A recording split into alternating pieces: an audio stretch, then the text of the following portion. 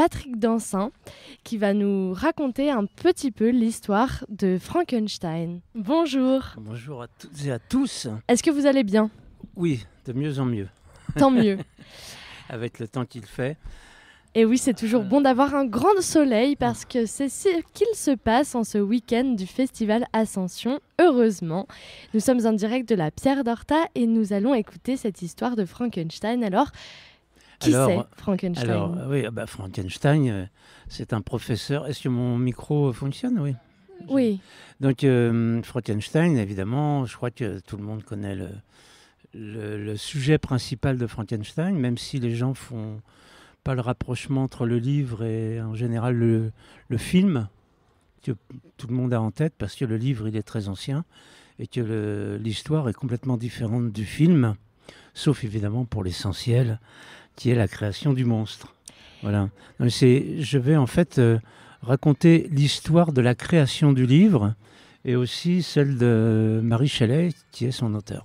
Et on le rappelle, qui s'est inspiré de sa traversée de la mer de glace pour écrire Frankenstein. C'est bien ça ? Oui, exactement. Et je me suis aperçu en parlant avec quelques dizaines de personnes déjà depuis la semaine dernière qui habitent la vallée de Chamonix et dont certains sont chamonniards, que beaucoup de personnes ne connaissaient pas l'histoire, le lien en tout cas qu'il y a entre l'écriture du livre de Frankenstein et la mer de glace, et donc Chamonix.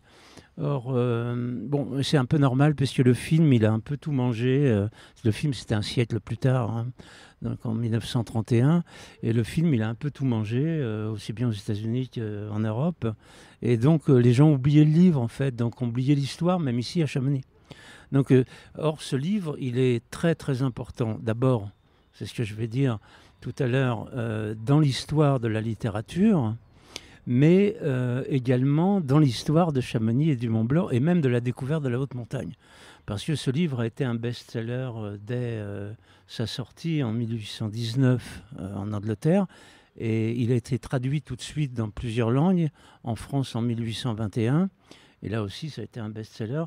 Et ce livre a contribué avec d'autres à la connaissance de la haute montagne, parce que ça a fait venir un peu plus les gens.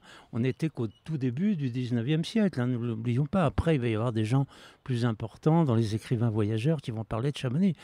Mais à cette époque-là, c'était très important et il n'y avait rien eu de si important depuis Saussure, évidemment, avec ses écrits sur les Alpes et le Mont-Blanc, et puis les deux premiers Anglais qu'on qualifie de Christophe Colomb de Chamonix, qui en 1741, qui ont débarqué ici et qui auraient, d'après leurs écrits, qui auraient donné le nom à la mer de glace.